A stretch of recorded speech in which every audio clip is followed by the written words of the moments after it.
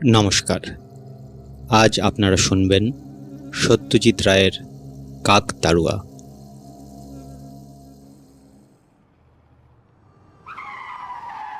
মৃগাঙ্কবাবুর সন্দেহটা যে অমূলক নয় সেটা প্রমাণ হলো পানাগড়ের কাছাকাছি এসে। গাড়ির পেট্রোল ফুরিয়ে গেল। পেট্রোলের ইন্ডিকেটরটা কিছুকাল থেকেই গোলমাল করছে, সে কথা আজও বেরোবার মুখে ড্রাইভার সুধীরকে বলেছেন। কিন্তু সুধীর গা করেনি। আসলে কাটা যা বলছিল তার চেয়ে কম পেট্রোল ছিল ট্যাঙ্কে। এখন কি হবে জিজ্ঞেস করলেন মৃগাঙ্কবাবু। আমি পানাগড় চলে যাচ্ছি, বলল সুধীর। সেখান থেকে তেল নিয়ে আসব। পানাগড় এখান থেকে কত দূর? মাইল তিনেক হবে। তার মানে তো 2-2.5 ঘন্টা। শুধু তোমার দোষেই এটা হলো। এখন আমার অবস্থাটা কি হবে ভেবে দেখেছো? মৃগাঙ্কবাবু ঠান্ডা মেজাজের মানুষ, ভৃত্যস্থানীয়দের উপর বিশেষ চোটপাট করেন না। কিন্তু 2.5 ঘন্টা খোলা মাঠের মধ্যে একা গাড়িতে বসে থাকতে হবে জেনে মেজাজটা খিটখিটে হয়ে গিয়েছিল। তাহলে আর দেরি করো না, বেরিয়ে পড়ো। 8টার মধ্যে কলকাতা ফিরতে পারবে তো? এখন 3:30। তা পারবো বাবু। এই নাও টাকা। আর ভবিষ্যতে এমন ভুলটি করো না কখনো। লং জার্নিতে এসব রিস্কের মধ্যে যাওয়া কখনোই উচিত নয়। সুধীর টাকা নিয়ে চলে গেল পানাগড় অভিমুখে। মৃগাঙ্ক শেখর মুখোপাধ্যায় খ্যাতনামা জনপ্রিয় সাহিত্যিক। দুর্গাপুরে একটি ক্লাবের সাংস্কৃতিক অনুষ্ঠানে তাকে ডাকা হয়েছিল মানপত্র দেয়া হবে বলে। ট্রেনের রিজার্ভেশন পাওয়া যায়নি, তাই মোটরে যাত্রা। সকালে চা খেয়ে বেরিয়েছেন, আর ফেরার পথে এই দুর্যোগ। মৃগাঙ্কবাবু কুসংস্কারে বিশ্বাস করেন না। পাঁজিতে দিনক্ষণ দেখে যাত্রা করাটা তার মতে কুসংস্কার।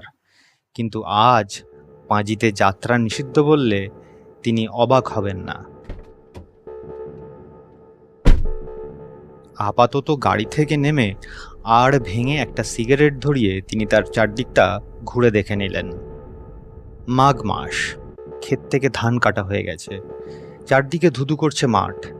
দূরে, বেশ দূরে, একটিমাত্র কুঁড়ে ঘর একটি তেঁতুল গাছের পাশে দাঁড়িয়ে আছে। এছাড়া বসতির কোনো চিহ্ন নেই। আরও দূরে রয়েছে এক সারি তাল গাছ, আর সব কিছুর পিছনে জমাট বাঁধা বন। এই হলো রাস্তার একদিক, অর্থাৎ পূব দিকের দৃশ্য। পশ্চিমেও বিশেষ পার্থক্য নেই। রাস্তা থেকে 40-50 হাত দূরে একটা পুকুর রয়েছে, তাতে জল বিশেষ নেই। গাছপালা যা আছে তা 2-1টা বাবলা ছাড়া সবই দূরে। এদিকেও 2টি কুঁড়ে ঘর রয়েছে, কিন্তু মানুষের কোনো চিহ্ন নেই। আকাশে উত্তরে মেঘ দেখা গেলেও এদিকে রোদ। মাঠের মধ্যে দাঁড়িয়ে আছে একটা কাকতাড়ুয়া। শীতকাল হলেও রোদের তেজ আছে বেশ, তাই মৃগাঙ্কবাবু গাড়িতে ফিরে এলেন। তারপর ব্যাগ থেকে একটা গোয়েন্দা কাহিনী বার করে পড়তে আরম্ভ করলেন। এর মধ্যে 2টো অ্যাম্বাসেডর আর একটা লরি গেছে তার পাশ দিয়ে, তার মধ্যে একটা কলকাতার দিকে। কিন্তু কেউ তার অবস্থা জিজ্ঞেস করার জন্য থামেনি।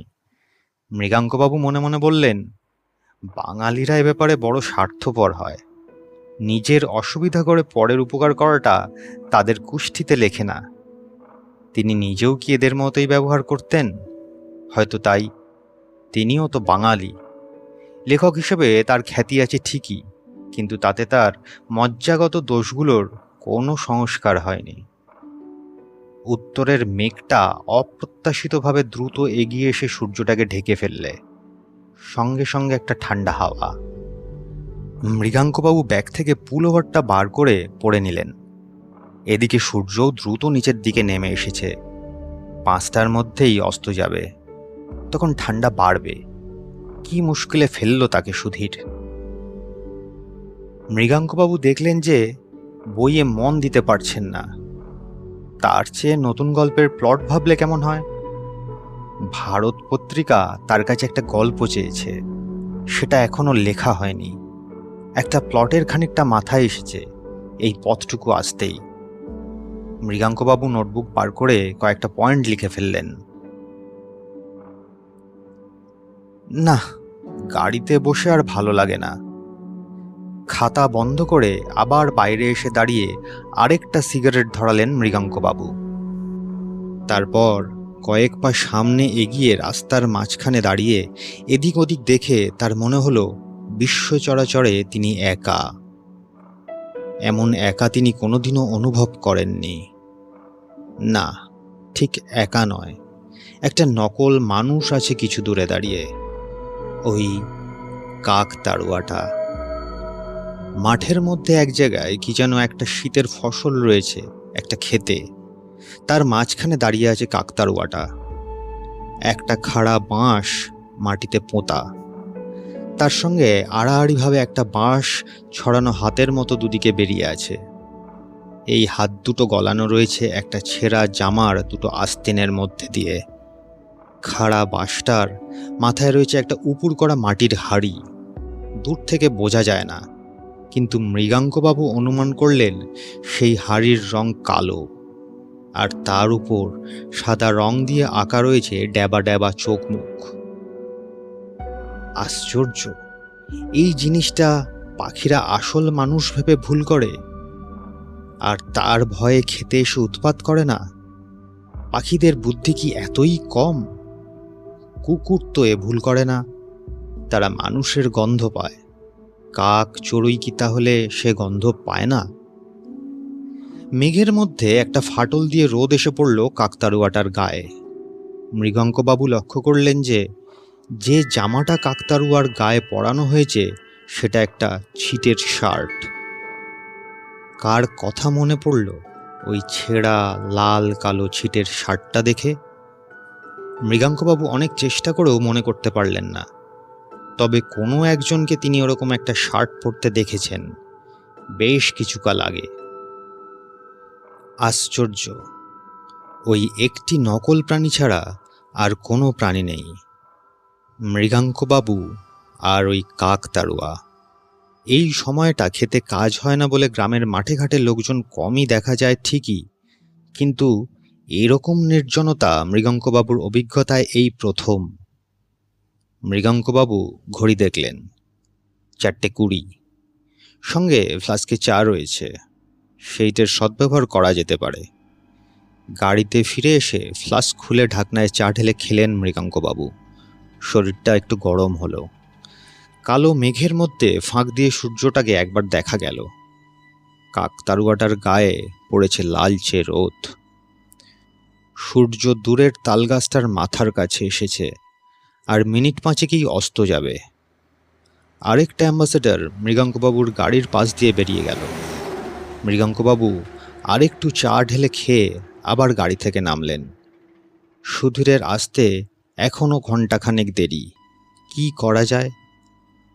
পশ্চিমের আকাশ এখন লাল, সেদিক থেকে মেঘ সরে এসেছে।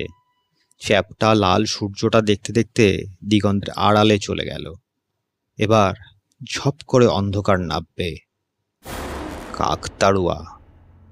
কেন জানি মৃগাঙ্কবাবু অনুভব করছেন প্রতি মুহূর্তেই ওই নকল মানুষটা তাকে বেশি করে আকর্ষণ করছে। সেটার দিকে এক দৃষ্টে চেয়ে থাকতে থাকতে মৃগাঙ্কবাবু কতকগুলো জিনিস লক্ষ্য করে একটা হৃৎকম্প অনুভব করলেন। ওটার চেহারায় সামান্য পরিবর্তন হয়েছে কি? হাত দুটো কি নিচের দিকে নেমে এসেছে খানিকটা? দাঁড়ানোর ভঙ্গিটা কি আর একটু জ্যান্ত মানুষের মতো? খাড়াই বাঁশটার পাশে কি আর একটা বাঁশ দেখা যাচ্ছে? ও দুটো কি বাঁশ না ঠ্যাং? মাথার হাঁড়িটা একটু ছোট মনে হচ্ছে না? মৃগাঙ্কবাবু বেশি সিগারেট খান না, কিন্তু এই অবস্থায় তাকে আর একটা ধরাতে হলো। তিনি এই তেপান্তরের মাঠে একা দাঁড়িয়ে থাকতে থাকতে চোখে ভুল দেখছেন। কাকতাড়ুয়া কাকতাড়ুয়া কখনো জ্যান্ত হয়ে ওঠে? কখনোই না। কিন্তু মৃগাঙ্কবাবুর দৃষ্টি আবার কাকতাড়ুয়াটার দিকে গেল। কোনো সন্দেহ নেই, সেটা জায়গা বদল করেছে। সেটা ঘুরে দাঁড়িয়ে তার দিকে খানিকটা এগিয়ে এসেছে না, আসছে। খুঁড়িয়ে খুঁড়িয়ে চলা, কিন্তু দু পায়ে চলা। হাড়ির বদলে একটা মানুষের মাথা, গায়ে এখনো সেই ছিটের শার্ট, আর তার সঙ্গে মালকোচা দিয়ে পড়া খাটো ময়লা ধুতি। বাবু! মৃগাঙ্কবাবুর সমস্ত শরীরের মধ্যে দিয়ে একটা শিহরণ খেলে গেল। কাকতাড়ুয়া মানুষের গলায় ডেকে উঠেছে, এবং এ গলা তার চেনা। এ হলো তাদের এককালের চাকর অভিরামের গলা। এই দিকেই তো ছিল অভিরামের দেশ। একবার তাকে জিজ্ঞেস করেছিলেন মৃগাঙ্কবাবু। অভিরাম বলেছিল সে থাকে মানকরের পাশের গায়ে। পানাগড়ের আগের স্টেশনই তো মানকর। মৃগাঙ্কবাবু চরম ভয়ে পিছুতে পিছুতে গাড়ির সঙ্গে সেঁটে দাঁড়ালেন। অভিরাম এগিয়ে এসেছে তার দিকে। এখন সে মাত্র 10 গজ দূরে। আমায় চিনতে পারছেন বাবু? মনে যতটা সাহস আছে সবটুকু একত্র করে মৃগাঙ্কবাবু প্রশ্নটা করলেন। তুমি অভিরাম না? একদিন পরেও আপনি চিনেছেন বাবু? মানুষেরই মতো দেখাচ্ছে অভিরামকে। তাই বোধহয় মৃগাঙ্কবাবু সাহস পেলেন। বললেন, তোমাকে চিনেছি তোমার জামা দেখে। এ জামা তো আমি তোমাকে কিনে দিয়েছিলাম। হ্যাঁ বাবু, আপনি দিয়েছিলেন। আপনি আমার জন্য অনেক করেছেন, কিন্তু শেষে এমন হলো কেন বাবু? আমি তো কোনো দোষ করিনি। আপনারা আমার কথা বিশ্বাস করলেন না কেন? মৃগাঙ্কবাবুর মনে পড়ল 3 বছর আগের ঘটনা। অভিরাম ছিল মৃগাঙ্কবাবুদের 20 বছরের পুরনো চাকর। শেষে একদিন অভিরামের ভীমরুতি ধরে। সে মৃগাঙ্কবাবুর বিয়েতে পাওয়া সোনার ঘড়িটা চুরি করে বসে। সুযোগ সুবিধা দুই ছিল অভিরামের। অভিরাম নিজে অবশ্য অস্বীকার করে, কিন্তু মৃগাঙ্কবাবুর বাবা ওঝা ডাকিয়ে কুলোতে চাল ছুঁড়ে মেরে প্রমাণ করিয়ে দেন যে অভিরামই চোর। ফলে অভিরামকে ছাড়িয়ে দেওয়া হয়। অভিরাম বলল, আপনাদের ওখান থেকে চলে আসার পর আমার কি হলো জানেন? আর আমি চাকরি করিনি কোথাও, কারণ আমার কঠিন ব্যারাম হয়। উদুরি, টাকা পয়সা নাই, না ওষুধ না পত্তি। সেই ব্যারামই আমার শেষ ব্যারাম। আমার এই জামাটা ছেলে রেখে দেয়। সে নিজে কিছুদিন পরে, তারপর সেটা ছিঁড়ে যায়। তখন সেটা কাকতাড়ুয়ার পোশাক হয়।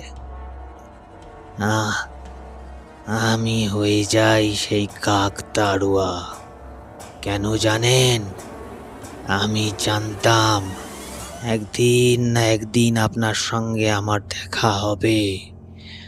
আমার প্রাণটা ছটফট করছিল। মৃত লোকেরও প্রাণ থাকে। আমি মরে গিয়ে যা জেনেছি সেটা আপনাকে বলতে চাইছিলাম। সেটা কি অভিরাম? বাড়ি ফিরে গিয়ে আপনার আলমারির নিচে পিছন দিকটায় খোঁজ করবেন। সেইখানেই আপনার ঘড়িটা পড়ে আছে এই 3 বছর ধরে। আপনার নতুন চাকর ভালো করে ঝাড়ু দেয় না, তাই সে দেখতে পায়নি। এই ঘড়ি পেলে পরে আপনি জানাবেন অভিরাম কোনো দোষ করেনি। অভিরামকে আর ভালো করে দেখা যায় না। সন্ধ্যা নেমে এসেছে। মৃগাঙ্কবাবু শুনলেন অভিরাম বলছে, এতকাল পরে নিশ্চিন্ত হলাম বাবু। আমি আসি। মৃগাঙ্কবাবুর চোখের সামনে থেকে অভিরাম অদৃশ্য হয়ে গেল। তেল এনেছি বাবু। সুধীরের গলায় মৃগাঙ্কবাবুর ঘুমটা ভেঙে গেল। গল্পের প্লট ফাঁদতে ফাঁদতে কলম হাতে গাড়ির মধ্যে ঘুমিয়ে পড়েছিলেন তিনি। ঘুম ভাঙতেই তার দৃষ্টি চলে গেল পশ্চিমের মাঠের দিকে। কাকতাড়ুয়াটা যেমন ছিল তেমনভাবেই দাঁড়িয়ে আছে। বাড়িতে এসে আলমারির তলায় খুঁজতেই ঘড়িটা বেরিয়ে পড়ল। মৃগাঙ্কবাবু স্থির করলেন ভবিষ্যতে আর কিছু গেলেও ওঝার সাহায্য আর কখনো নেবেন না। আমাদের পাঠ করা গল্প ভালো লাগলে অবশ্যই লাইক, শেয়ার এবং কমেন্ট করবেন। সাবস্ক্রাইব করে আমাদের পাশে থাকবেন। ধন্যবাদ।